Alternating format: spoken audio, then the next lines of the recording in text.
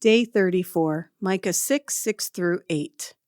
The book of Micah captures a moment when God confronts the Israelites, not out of anger, but out of a longing for his people to return to him, to turn their hearts back to the God who saved them. This same desire echoes through time to us today. The life of deep faithfulness God desired for past generations is the very same life he desires for us and for those who will come after us. In Micah 6:6-8, God addresses the Israelites' attempts to appease him through religious ceremony. They ask, "With what shall I come before the Lord and bow down before the high God? Shall I come before him with burnt offering, with calves a year old?"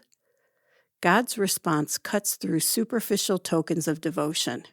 He makes it clear that he is not looking for extravagant gifts or impressive sacrifices. He does not want mere external compliance.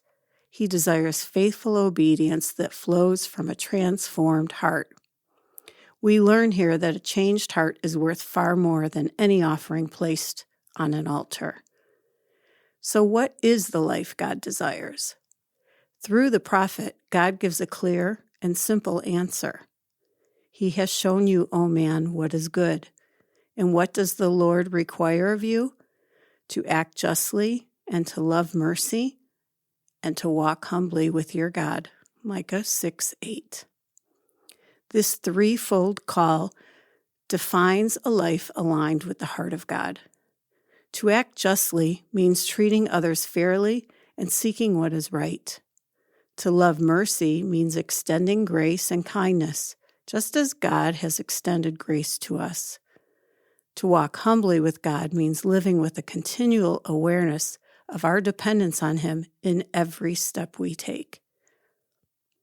If we tried to live this way in our own strength, it would be impossible. How could we consistently act justly, love others well, and walk faithfully with God without failing? We can't. But because of God's perfect faithfulness to us, we are able to live lives of faithfulness in return. Jesus himself lived out justice, mercy, and humility in every interaction. And through his presence and power at work within us, we are invited to do the same, not through sheer willpower, but through abiding in him. Today we live in a fast-paced, instant fix world. Our desire for immediate results can quietly shape our spiritual lives as well. But this is not how God invites us to relate to him.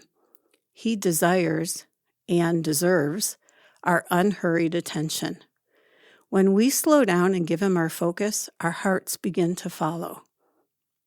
Whether you feel you have wandered far from God, like the Israelites did, or you have simply allowed busyness to crowd out the quiet spaces of your life, God's invitation remains the same.